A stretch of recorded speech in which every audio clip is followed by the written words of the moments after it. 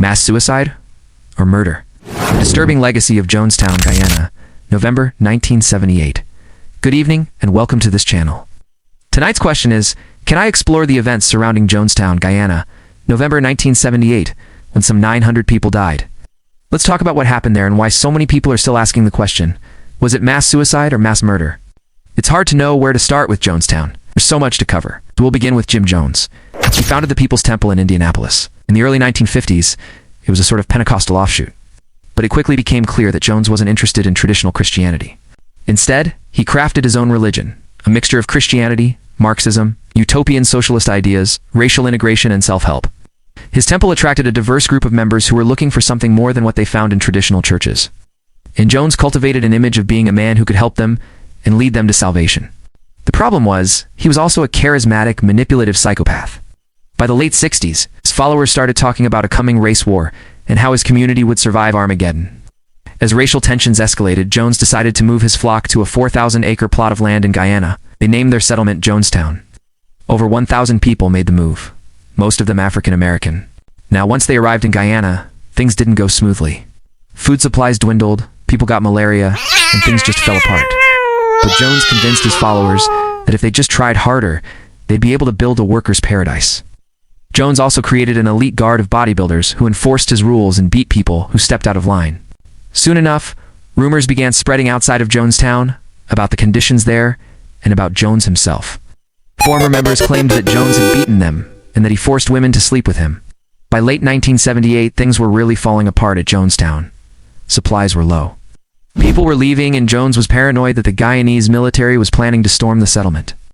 So he came up with a plan.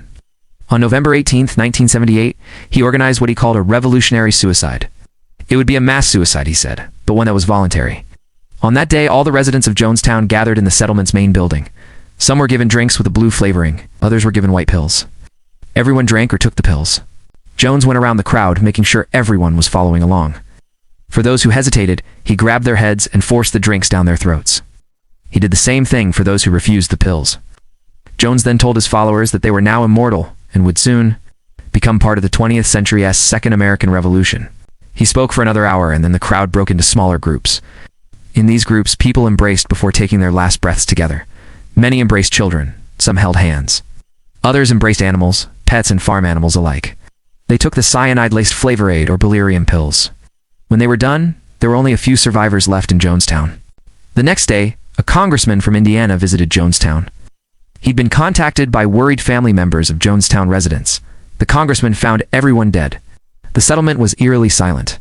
He flew back to the United States and alerted the authorities. A team of investigators headed by Life magazine writer Tim Reiterman flew to Jonestown. They interviewed the surviving members, and they uncovered the details of what had happened there. But was it mass suicide or mass murder? Well, the evidence clearly shows that it was both. The choice to go to Jonestown and join the People's Temple was completely voluntary. No one was forced to move to the settlement. The residents freely chose to drink the poison or take the pills. But Jim Jones coerced them into doing that, exerted such a hold over them that they believed that leaving Jonestown meant leaving the only hope for survival. Jones used fear, brainwashing, and physical abuse to make sure that no one left. He took away their passports. He wouldn't allow anyone to leave. He lied to them about the conditions outside the settlement, even organized killings of defectors. So the residents of Jonestown willingly took their own lives. But they only did that because of Jim Jones. If Jones hadn't exerted such control over them, they might have chosen differently. Is that mass suicide or mass murder? Depends on your definition. There are two key takeaways from Jonestown. First, cults exert such control over their members that members essentially give up their free will. They rely on the cult leader for guidance. They trust the cult leader implicitly, and they follow the cult leader even into death. Second, we often focus on the weird beliefs and practices of cults, but that's just one side of the story. Charismatic cult leaders like Jim Jones manipulate their members through fear and brainwashing. And as Jones showed, they're willing to use any means necessary to maintain control. The legacy of Jonestown continues to influence our culture. Movies like The Road and Wild Eyes, TV shows like Waco, BG, and Paradise Lost, documentaries like Jonestown. The life and death of a modern prophet, books like The Road to Jonestown and Under the Skin of the New Dream, they all deal with the themes of cults and totalitarianism. We tell these stories today because they help us understand the darkness of human nature. Jim Jones was a monster who preyed on some of the most vulnerable people in America. He offered them salvation, but instead led them to their deaths. Now, was it mass suicide or mass murder? Well, Again, the answer depends on your definition, but it was both. The residents of Jonestown willingly took their own lives, but they only did that because of Jim Jones. If Jones hadn't exerted such control over them, they might have chosen differently. If you've watched this far, I thank you very much. Please remember to subscribe if you haven't already. I look forward to seeing you next time.